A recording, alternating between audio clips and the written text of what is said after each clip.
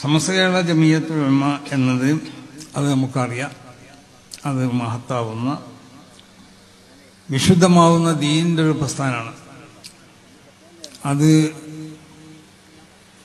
വിശുദ്ധമാവുന്ന ദീനിൻ്റെ സംരക്ഷണം ഇവിടെ നടത്തിക്കൊണ്ടിരിക്കുകയാണ് സമസ്ത കേരള ജമിയത്തുൽ ഉലമ.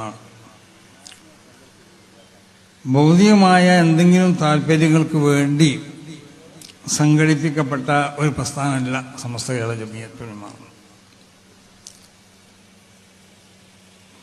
അപ്പം ഇന്നിപ്പോൾ ചില ആളുകളൊക്കെ പറഞ്ഞു, ഇപ്പോൾ കാന്തപുര അബൂബക്കർ മുസ്ലിയാർ സ്ത്രീകളുടെ സംബന്ധിച്ച് ഒരു മതവിധി അദ്ദേഹം പറഞ്ഞപ്പോൾ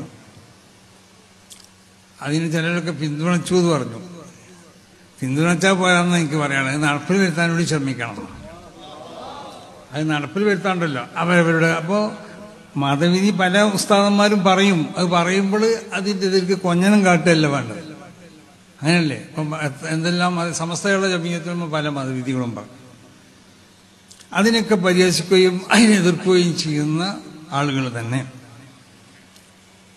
ഇവർക്കുള്ള സ്വാർത്ഥ താല്പര്യങ്ങൾ അല്ലെങ്കിൽ മറ്റുള്ള അവരുടെ താല്പര്യത്തിനോട് ഒത്തുകൊണ്ട് വരുമ്പോൾ, കാരണം അവർ എതിർക്കപ്പെടുന്ന രാഷ്ട്രീയ പാർട്ടികളുണ്ടാവും. ആ രാഷ്ട്രീയ പാർട്ടികൾക്ക് എതിരായി കൊണ്ട് ഉപയോഗിക്കപ്പെടാൻ പറ്റും ഈ ആയുധം എന്നുള്ള നിലക്ക് അതിനെ പിന്തുണച്ചു എന്ന് പറയാം. എനിക്ക് അവരോട് പറയാനുള്ള പിന്തുണച്ചാൽ മാത്രം പോരാ.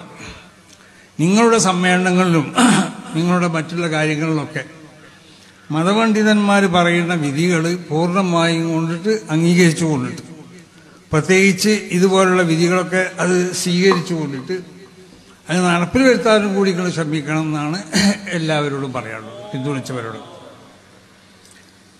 അപ്പോൾ പണ്ഡിതന്മാരാകുന്ന നമ്മളെ സംബന്ധിച്ചിടത്തോളം ഒരു വലിയൊരു ഉത്തരവാദിത്തമാണ് നമുക്കുള്ളത്.